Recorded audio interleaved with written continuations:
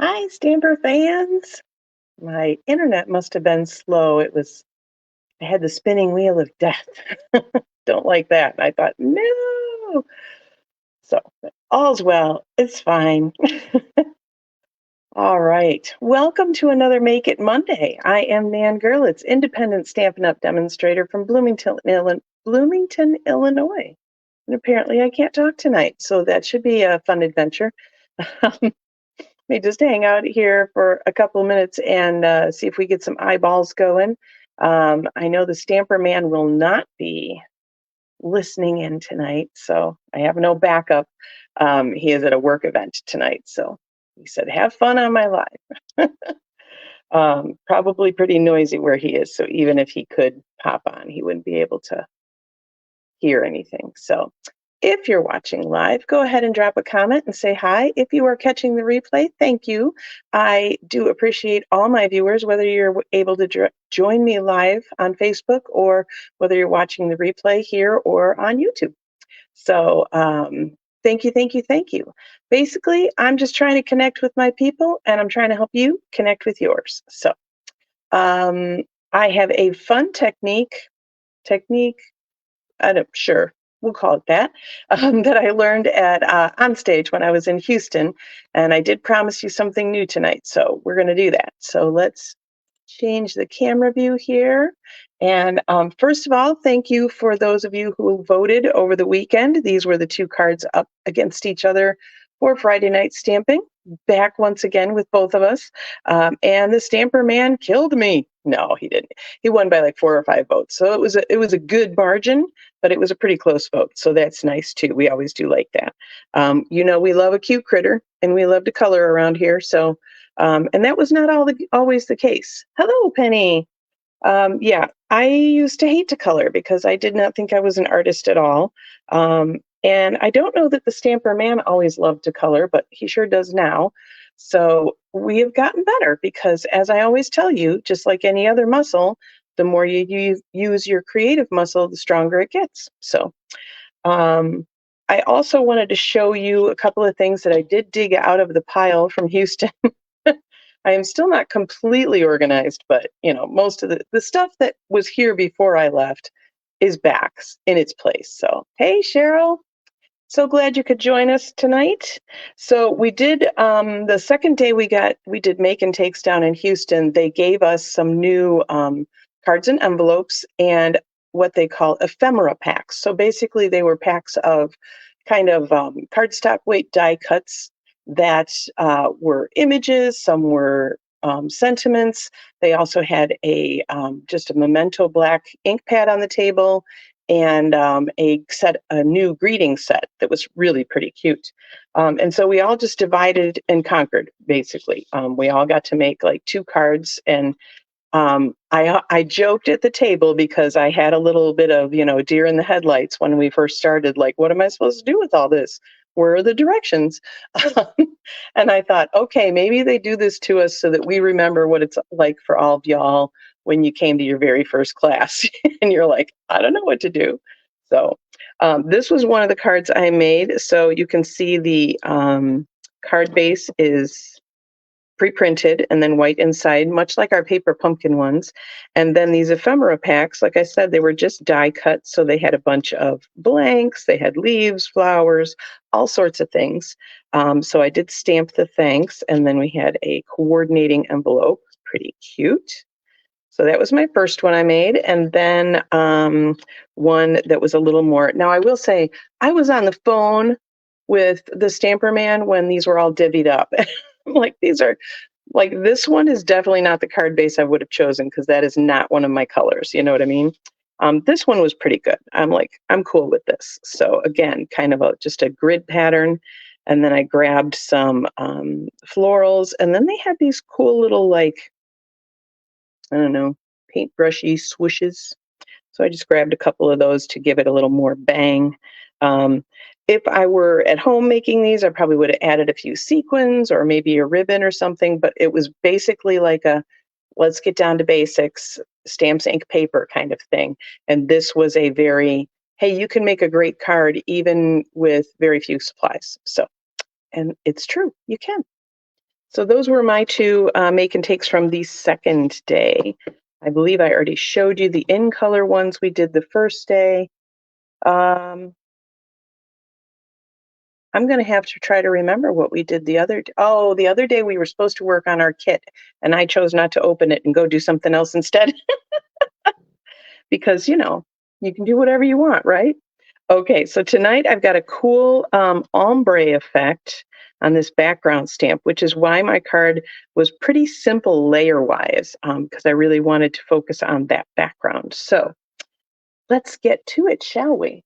And I also have an alternate background, not a completed card, but a background that I wanted to show you because I think it kind of might blow your minds. So, or maybe you'll be like, yeah, I knew all about that.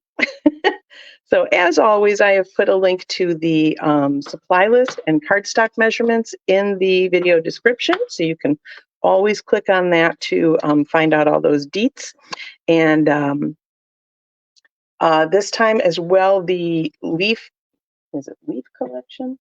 Yes, the leaf collection stamp set is not actually on that list. It's in with the cardstock measurements. I mention it because it's not available until May. So I couldn't add it to the supply list. So there you go. First world problems. Okay, so we're just going to work with a card base of shaded spruce, a couple of first layer basic white pieces, and then another basic white. This one is 2 3/4 by 4 inches. Like that's all the cardstock we're using. So talk about get back to simple, right? Okay, let's go ahead. I'm going to stamp my wreath first, I think. The Cottage Wreaths bundle, pink sticker, that means it's going away. So if this is one of the ones you love and you haven't gotten it yet, what are you waiting for? Because I will tell you that the last chance list has been out, right, since like last week, and there's like 7 things have already sold out. Even though the sale prices, the discounted prices on some of those items, those don't start until April 9th. But like 2 of those 7 items were discounted and they are already sold out even at full price. So don't wait if you have favorites on that list. Where am I going? Shaded spruce. So the cottage wreaths, where's my stamp case? There it is. I'm like, seriously, I just had it. You'll notice that there's different kind of varying shades of gray on here.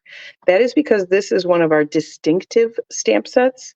The bow is the same way. Some of these other leaves, that acorn you'll notice is 2 shades. It has to do with the etching of the stamp material, the photopolymer. And it actually, you can take one ink pad and it'll give you those varying shades. Again, talk about simple, but like so impressive, right? I will say I tend to ink these up quite a bit, these distinctives, because sometimes I will get not enough on those lighter shades of stamp. It's an odd way to talk about things, but there you go. Oh, beautiful.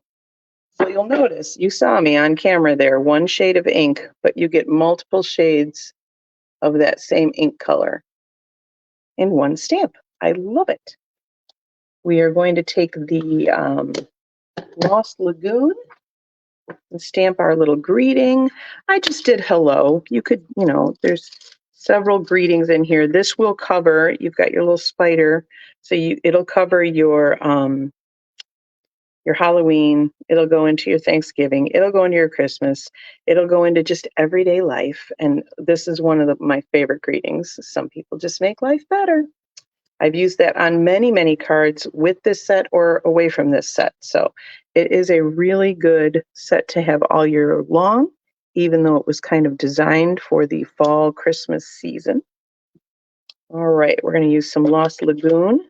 So all of the colors I'm using tonight will be staying in the line, so you don't have to worry about those going away. And you could totally do that in shaded spruce as well. You don't have to. I'm going to also try to keep an eye on my phone because last week we lost audio because my phone actually went dark. It was weird. It's really never happened to me on a live before. So very bizarre. Okay, I forgot one thing, so I'll be right back. Talk amongst yourselves.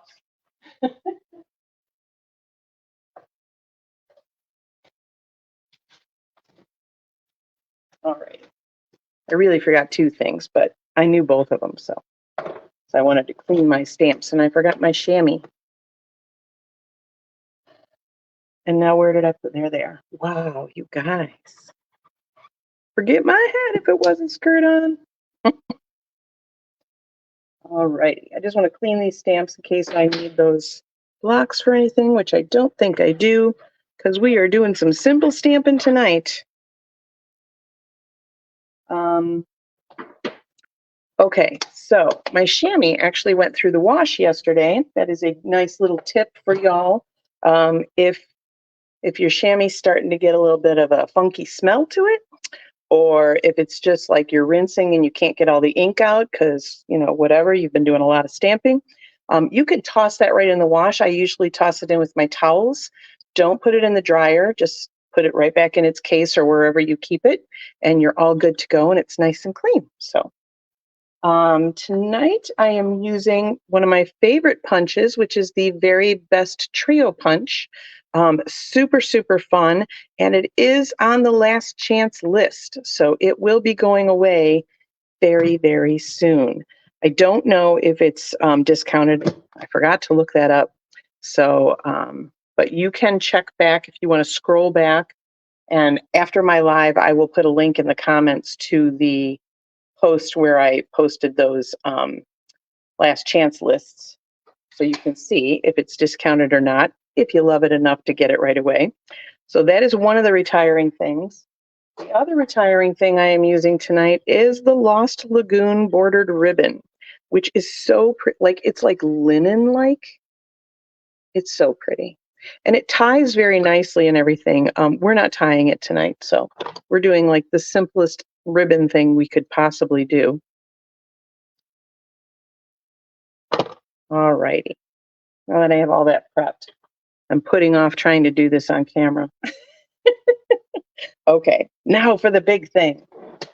So first we need the big honkin' block. This is block letter F. It literally is just ginormous. And it's specifically designed for our background stamps. So I absolutely love this stamp. It is deeply etched because, man, I had to go at it to clean it the other day because I don't think I was like rubbing hard enough. I thought, yeah, I just, no. But it is deeply etched, which is great. If you love fussy cutting, this is a great one to stamp, and then you can fussy cut around all these different leaves and have a bunch of different pieces. I feel like this is bigger than the background stamps I've had in the past because it really does go just top to bottom, side to side on this block. So there we go. Okay, so now for the magic. We are going to use a blending brush. This is my greens. So I just have one for every kind of color family. We're going to start with the lightest ink first and work our way to the darkest. So you can either do full-size pads, which I did with this one, but if you have Stampin' Spots, that's a really fun way to go as well, because it gives you a little bit more control, and then you can ink wherever you want. So I'm going to go ahead and use my full size because it'll be quicker. So the Lost Lagoon is my lightest ink, so I'm going to go in the bottom area. I am going to do these on a diagonal, but it doesn't really matter with the lightest because I'm going to cover it up anyway. So now I'm going to come in at an angle with Garden Green. Those are nice and juicy. And then we'll take our deepest one, our Shaded Spruce, and we'll go up at the top. Now, the reason you go light to dark is so that if you're going over one with another pad, you're not really, infecting that other pad, right? Because it's a darker ink than the one you're going over. So I'm not going to have any problems with ink. I can't think of the word, but mixing. So now I'm going to take my blending brush. You can also use a sponge dauber to do this. And I'm going to go where those inks meet. And I'm just going to kind of give them a little squiggle. And again, I'm going to do the light one first and then the dark. And that's literally how you clean your blending brush. You just rub it on your paper. Then I'm going to take my white. So the best way to do a background stamp like this is just leave it face up like that. Take my white, put it right over, grab a piece of scratch paper, hold it down in one place, and just do good rubbings with the other. Another great way to do this is with a brayer, which we now sell, but I don't have yet, or with your bone folder.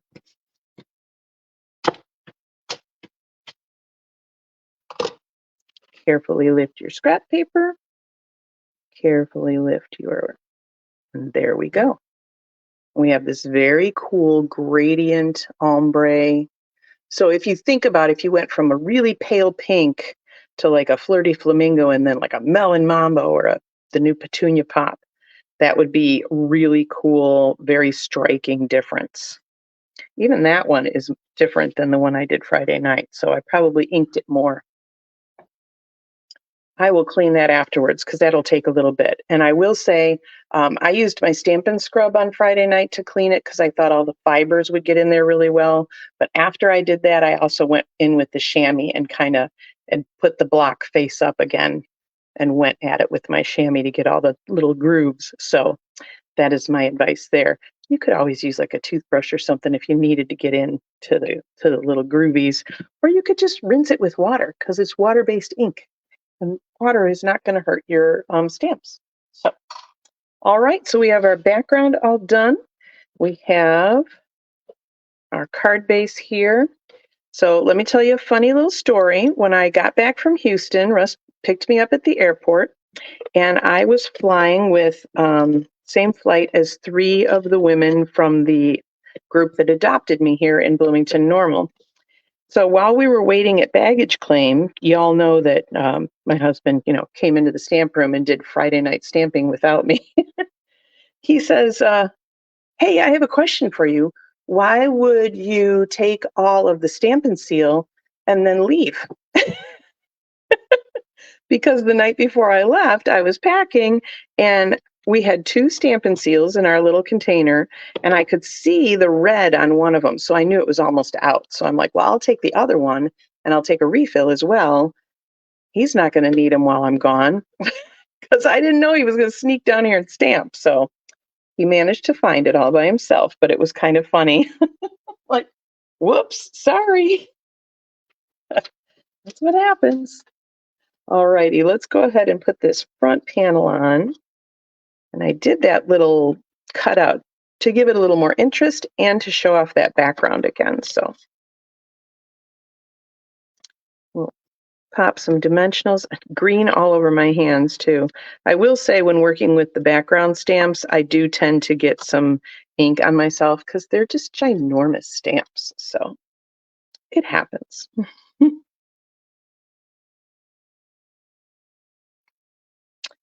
All right, we'll just pop that there. And then I should have, I have a silicone sheet right here. I'm going to put a little adhesive on the back of this ribbon. You could use glue dots if you want. And I'm simply going to pop it there. I mean, literally the easiest thing you can do with ribbon, you guys. Okay, so it is the last week of March. And so I will tell you what I'm doing. I am getting all of my April cards ready so that they are good to go and start sending. I've got to start sending some cards this week because I have some things that are happening like the 2nd of April. So, yeah, the last week of the month, I go ahead and I pull out my birthdays, anniversaries, all that kind of stuff for the next month, and I get all the cards ready. And if I'm really on top of it, I write on the insides of all of them and I address the envelopes. And up in the top corner where the stamp would go, I put the date that I want to mail it. And then when I'm ready to mail it, I can just put the stamp right over that date and away it goes in the mail. And I don't have to worry about things until the last week of that month or the following month. So That is my little tip for you to stay connected with your peeps, because we all want to do that. And this was actually the first time I was using these little like silver white sequins. And I really liked the way they complemented this wreath. So voila. So there we go. Super, super simple. I feel like I should show you this as well. I know a couple of you I think have these. This is a little pencil case that I literally got at the Dollar Tree. I didn't even decorate it, you guys. Came like that. But this is what I brought to Houston. So I had my Take Your Pick tool and all of its accessories. I had my snips. I had a bone folder. All good. And then I had a little zipper case with like adhesive and my adhesive eraser and my dental floss, because you know I don't stamp without dental floss. And if any of you don't know what I use dental floss, shoot me a message and I'll let you know. Let's do the inside real quick because I didn't. And all I did was grab these little leaves here. See, good thing I cleaned those stamps because I needed that stamp pad. Let's grab our Lost Lagoon again. It's just down in the bottom corner. Voila. Love it. And in just a minute, I will have the alternative background that I stamped. Super cool, you guys. I've been talking about doing this forever, and I keep forgetting, and I have supplies kind of set aside to do it. And I finally did it. I know, I'm just like one of you, honestly. I mean to do things all the time, and I forget about them. And every once in a while I remember and I come here and I tell you. So, all right. So let's say you don't have a big background stamp, but you do have stamps that you bought, right? And so when you buy our stamps, you have like this kind of stuff left over, right? You punch out all your stamps and then you have this and you probably just pitch it in the garbage. Instead of pitching it in the garbage, you don't have to save them all, okay? But like save one. And then you can just cut it up into little pieces like this. And all I did was take the backing off. And then the foam, even without a label, will stick to your blocks. Okay, so I've got all these little pieces that I cut up. And I put them all on that huge acrylic block.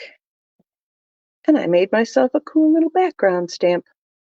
And it'll be different every time you do it because you can arrange it however you want. You could probably spell letters or make little shapes or animals or whatever you want. You could add little doodles to it if you wanted. But this one was Pretty in Pink and Petunia Pop and Blackberry Bliss, I believe. So a much deeper, a much more different variation on these colors than on these. These are a more subtle ombre, and these are more defined for sure.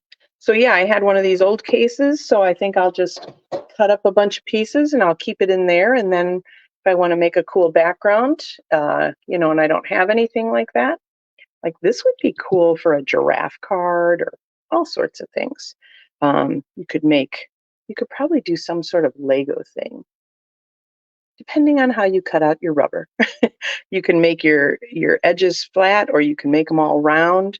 I actually had a couple that came out of stamp set yesterday that were already curved. So I just punched out those middle pieces and kept them, thinking they would be great background stamps. So there you go. A few little things for you. Let's chat for a second here. So yes, the other thing you can do with that big honkin' block, right, is you can put multiple stamps on here, or even on the other blocks. You can put multiple stamps on one block if you're going to use one ink especially, and just ink it up and stamp it once, and it's great. I've done that especially when I want to do maybe some smaller images. I'll do like a triangle of images on one block, and then I'll kind of make my own background with that. I'll just stamp it multiple times. But it turns out to be very random because you're just twisting the block every time. So that's really good too. The other thing you can do with this instead of the trying to, it's way too light. But instead of doing the sponge daubers or the blending brushes, you can also spritz it with water, and then it'll kind of give you that watercolor look. So that's another good thing. Oh, the other thing I wanted to tell you that we saw in Houston, so fun, completely unrelated to Onstage, really, except for that we were there. Sunday morning, we had some time before we had to check out of our hotel. And so the three women from my adopted group and I, thanks, Penny. We went walking around downtown a little bit by the convention center, and we were walking, and suddenly we saw this big cement disc, and it looked like it had kind of a seat, and it was concave. And so we were like, hey, wait a minute. So we looked over, and way across, facing it, was an identical one. So they were facing each other, and they were quite a ways apart. So Tracy and I went and each sat in one, and I just said, can you hear me now? Like, just like that. And she was like, oh my gosh, and it sounded like she was right next to me. Like I could hear her better in there than I could when she was walking next to me. It was so fun, little science experiment that we just stumbled upon. So lots of fun was had there. And yeah, went walking all over a cool park and all sorts of things because we had a much less hectic travel day than we did on Thursday. So yes, it was. It was like an outdoor museum of science and industry. And I am not the science geek, but I do love that kind of stuff. So it was so, so cool. And I just couldn't believe how clear it was just to sit there and have a conversation. So very neat. All right. Well, I think that's all I have for you tonight. So if you have learned something new, I would love it if you would share the video so that your friends and family could learn something new as well. Next week, hopefully I will be back with something else I learned in Houston, or maybe a new product. You never know. You should tune in and find out. All right. Until then, I'm still Nan Gurlitz. Happy stamping.